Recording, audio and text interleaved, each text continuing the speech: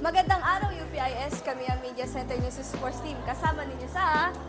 Pangalawang episode ng #Campus Crush. So curious kasi kami. Gusto namin malaman kung ano nga ba yung ideal date ng mga UPIS students. So ano ba to? Picnic ba sa Sunken? Cafe date sa DOS o sa Zoos? O karaoke sa time zone? So pakinggan natin sila. Ako feeling ko, yung basics lang muna. Like, getting to know each other lang talaga. Yung hindi pa masyadong ibang level ng ano. Ayun. Alam mo, masaya na ako na kahit na kunyari kiosk lang yun. Like, basta convo lang siya. Kahit yung convo, it will carry the date. Basta how you, parang, Depende sa tao. Depende sa tao na kasama mo, anything is a good time, diba? So, ayan. Diba? I agree with them. So, like, it doesn't, like, the place doesn't really matter. It's more on, like, the quality of the moment. So, yun. Like, mas maganda if yung pwede kaming mag-usap ng maayos. Yung ganun. So, ganun din. Yung, kumbaga parang hindi masyadong nag-expect na anything. Parang, someone who you can be at home with. Someone na, you can be, hindi lang at home yung parang you can be yourself. Perfect date for me is a date na nasa nature. Ayan.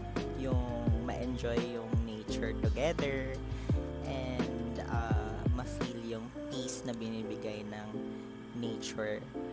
Kasi kapag kasama mo yung someone significant sa'yo sa nature ay mas na-appreciate mo yung life, mas na-appreciate mo yung peace na binibigay, yung serenity niya sa soul mo and sa sarili mo, physically din.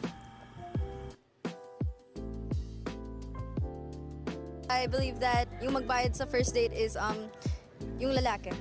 Because like, if you can't provide for the first date, you gotta make sure you can provide for everything, you know? I think like whoever invites them to the date should pay. Yeah. Yes, pero I agree na dapat si RB yung nagbabayad sa first date. And he did. So, yes. Ako po nagbabayad. Hindi talaga. Ako po magbabayad. Or sa tingin ko po yung lalaki po sa tingin ko. I believe in whatever both of the parties like feel like. You know, if they're the type to want to split, like both of them, then that's what they should do. But if the other one wants to pay, or the other one wants the other to pay, I feel like they should both know each other before going on a date together. I think it's based on who invited the date po. I think I should, I should make the pay for the first date kasi, parang to show initiative na I care, and as respect din to the person. Pero if ever na gusto nyo na KKB, sure, no problem. Talaga namang nakakakilig pakinggan ang ideal and perfect date ng mga UPIS students and teachers. Pinapatunayan nila ang kasabihan na, I'd rather have bad times with you than good times with someone else. I want to be #anywhere with you. Abangan ang huling kabanata ng #Campus Crush is kwentong pag-ibig.